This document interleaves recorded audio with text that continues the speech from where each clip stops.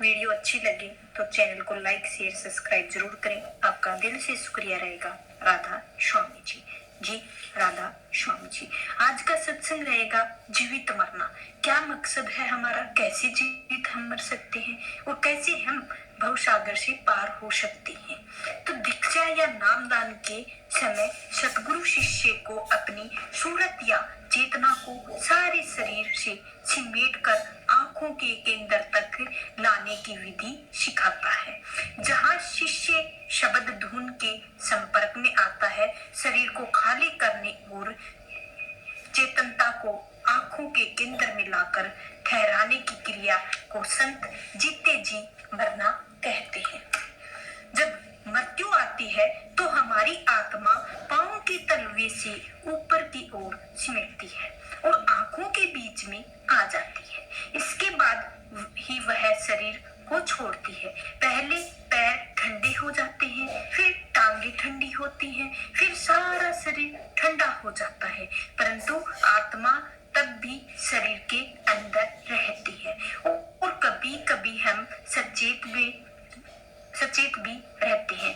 जब आत्मा ऊपर आंखों के केंद्र तक सिमट जाती है और शरीर से निकल जाती है तो हम मर जाते हैं। मृत्यु की इसी ही क्रिया के द्वारा हमें अपनी चेतनता को सिमेट कर वापिस आंखों के बीच में लाना है। हमें जीते जी मरना है, अर्थात जीते जी हमें शरीर को खाली करके आत्मा की धारा को आंखों के बीच में तीसरे तिल पर इकट्ठा करना है। यही जीवन मरना है या जीते जी मरना है। जब तक हम अपनी चेतनता को आंखों के केंद्र तक लाने में सफल नहीं होते हैं और आत्मा को अंतर में नाम के साथ नहीं जोड़ते हैं, तब तक हम जीते जी नहीं मर सकते हैं। जब तक हम जीते जी नहीं मरते हैं, हम अमर जीवित जीवन प्राप्त नहीं कर सकते हैं। मौलाना रूप कहते हैं कि ए दोस्त, अगर तू सच में जीना चाहता है तो मौत से पहले मर। गुरु अमरदास जी कहते हैं, जो जीते जी मर जाता है वह सदा के लिए जन्म मरण के दुखों से आजाद हो सकता है। जिन तो मरे और मरे फुनी जीवेता मुख तरु पाए। साधारण मृत्यु तथा जीते जी मरने में खास फर्क यह है कि जीते जी मरने में आत्मा का शरीर से संबंध नहीं टूटता है। शरीर के अंग कार्य करते रहते हैं और अभ्यास का समय पूरा होने और आत्मा शरीर में वापस लौट आते हैं। जो अभ्यासी जीते जी मरने की कला में प्रवीण हो जाते हैं, वह अपनी इच्छा के अनुसार शरीर को छोड़ सकते हैं, वापस शरीर में आ सकते हैं। सेंट पॉल इसीलिए कहते हैं, मैं रोज मरता हूँ। शरीर को खाली करने और आंखों के बीच में आ जाने पर आत्मा की अपनी असली घर की यात्रा शुरू हो जाती है। जब सारी चेतनता निचले शरीर को खाली कर देती है और हम तीसरी आंख में से गुजरते हैं, तब हम स्थूल शरीर में बाहर हो जाते हैं, सूक्ष्म संसार में प्रवेश करते हैं। इस तरह से जीते जी मेरे बिना हम आंतरिक मंडलों में नहीं जा सकते हैं। नाम या शब्द से नहीं जुड़ सकते हैं, वह आपस में प्रभु के पास नहीं पहुंच सकते हैं। हजरत ईसा जीते जी मरने का संकेत करते हैं जब वे कहते हैं, मृतक अपनी कब्र में से उठेंगे।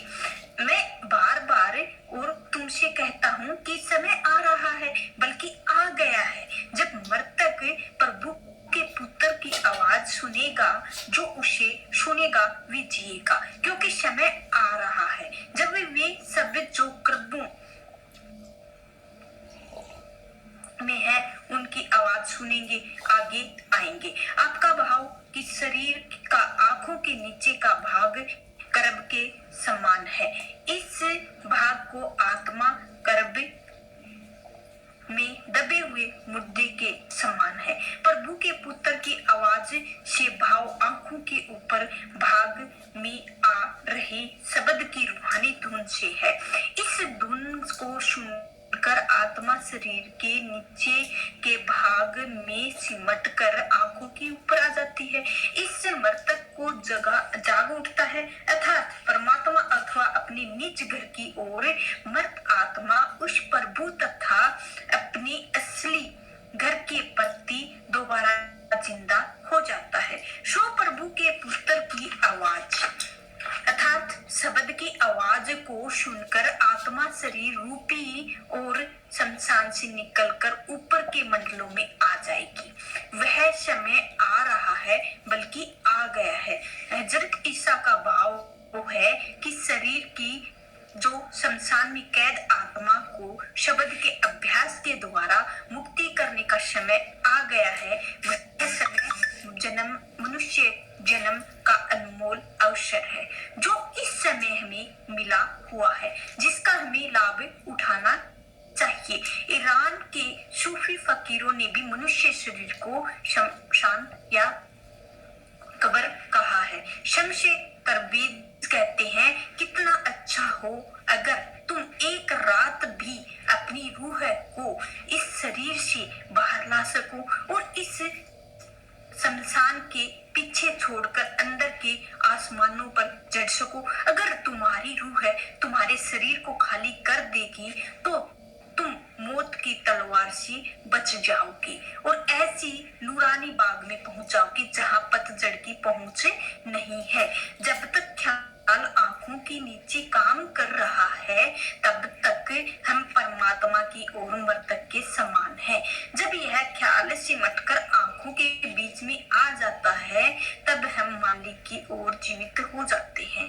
जहां तक संसार का संबंध है हम मर जाते हैं। दादू साहब इसी अवस्था का वर्णन इस प्रकार करते हैं।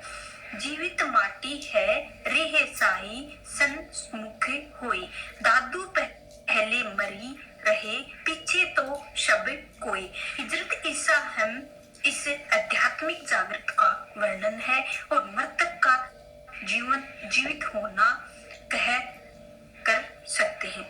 वे कहते हैं कि मृतक भी उठेंगे और बहरे सुनने लगेंगे, अंधे देखने लगेंगे, लंगड़े चलने लगेंगे। जब वे अंतर में उस प्रकाश को देखेंगे और उस आवाज को सुनेंगे तो इस समय हम सब अंधे हैं, बहरे और लंगड़े हैं, आध्यात्मिक दृष्टि से मुर्दा है और हम आंखों होने के बावजूद भी हम देख नहीं सकते हैं, कान होने के बावजूद हम सुन नहीं सकते हैं। जब वह अंदर की आंखें खुल जाएंगी, अंदर के कान खुल जाएंगे, तब हम सचमुच देख और सुन सकेंगे।